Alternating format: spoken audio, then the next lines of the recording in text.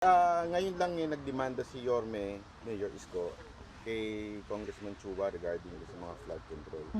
What's your opinion at saka would you encourage other mayors na i-demanda yung mga congressman nila na merong mga palpak o ghost projects? Yes, oo. Trabaho ng trabaho ng Commission on Audit na mag-imbestiga kung meron silang makita na anomalya sa mga projects, no.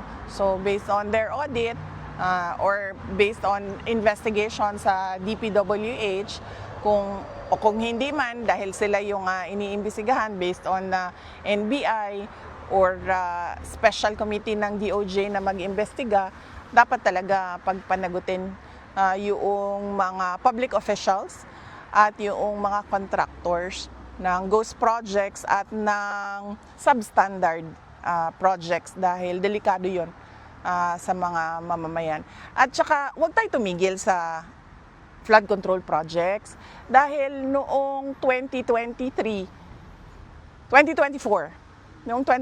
last year, nagsabi na ako, sa school building program pa lang ng Department of Education, pinaghati-hatian na ng members of the House of Representatives, pero walang nag-react.